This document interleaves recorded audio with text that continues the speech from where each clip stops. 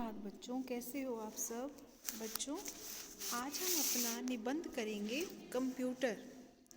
Computer क्या है, computer से हमें क्या क्या फ़ायदे हो रहे हैं, हमारा जीवन कितना सरल हो गया है कंप्यूटर के माध्यम से, और इसका क्या क्या नुकसान भी हो रहा है वो भी हम पढ़ते हैं इस निबंध से।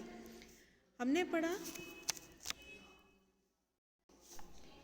आज का युग कंप्यूटर का युग है। जीवन के प्रत्येक क्षेत्र में कंप्यूटर का प्रयोग होने लगा है। हमारे देश में भी कंप्यूटर की मांग निरंतर बढ़ती जा रही है। सरकारी ही नहीं, निजी क्षेत्रों में भी कंप्यूटर का उपयोग बढ़ रहा है। कंप्यूटर का आविष्कार किसने किया? चार्ल्स बेबज ने किया था। उसने 19वीं शताब्दी के आरंभ में एक कंप्यूटर बनाया जो लंबी लंबी गणनाएं कर सकता था। वास्तव में कंप्यूटर एक यांत्रिक मस्तिष्क है जो जटिल में मुश्किल सी गणनाओं को कुछ सेकंड में कर देता है। उसकी गणना में जरा सी त्रुटि आना संभव नहीं, यानी कि उसकी गणना में कोई भी गलती नहीं हो सकती।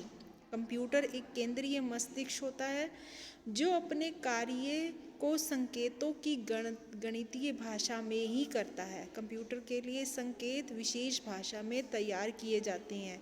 इन संकेतों, निर्देशों और सूचनाओं को कंप्यूटर का प्रोग्राम कहते हैं। अब कंप्यूटर का प्रयोग सरकारी कार्यालयों तक सीमित नहीं रह गया है, अब इसका प्रवेश सभी क्षेत्रों में हो चुका है। बड़े व्यवसायी, उद्योगपति, तकनीकी और वाणिज्य संस्थान तथा अन्य प्रतिष्ठित संस्थान कंप्यूटर की सुविधाओं का लाभ उठा रहे हैं।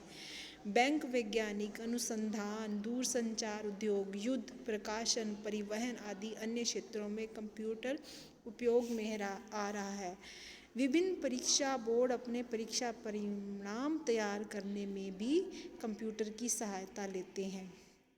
ये सत्य है कि कंप्यूटर का निरंतर प्रयोग बढ़ता जा रहा है, किंतु यह भी सत्य है कि कंप्यूटर मानव मस्तिष्क का स्थान नहीं ले सकता।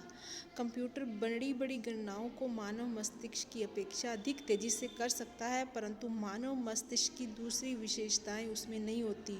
उसमें न तो हृदय की अनुभूतियाँ होती हैं और न ही संवेदनाएँ और न कलात्मक अभिरुचियाँ। वह स्वयं कोई निर्णय नहीं ले सकता, न अपनी इच्छा से कोई काम कर सकता है। वह स्वतंत्र रूप से कुछ सोच भी नहीं सकता। वास्तव में कंप्यूटर मनुष्य का अच्छा सेवक है, ऐसा सेवक जो अपने स्वामी की आज्ञा का चुपचाप पालन करता रहता है। यानी कि यहाँ पर हमने कंप्यूटर की तुलना एक मानव मस्तिष्क से की कि मानव मस्तिष्क जिस तरह अपनी जो भावनाएं होती हैं उनको कैसे व्यक्त करता है, कभी दुख, कभी सुख, कभी कुछ भी जो उसके हृदय में अनुभूतियाँ होती हैं, कुछ तरह तरह के विचार भी आते हैं, मैं ऐसे कर लूँ। लेकिन कंप्यूटर क्या होता है, वो आपके द्वारा चलाया जाता है, आप उसको अपने अनुसार चलाते हैं, उसके द्वारा क्या क्या कार्य करते हैं। यानी कि और ये आजकल कहाँ कहाँ इसका प्रयोग किया जा रहा है, समझ गए।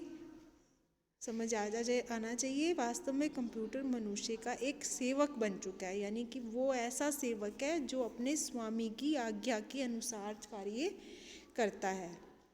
अब आप इस निबंध को अच्छी तरह पढ़ेंगे, समझेंगे और जानेंगे। धन्यवाद। आपका दिन शुभ हो।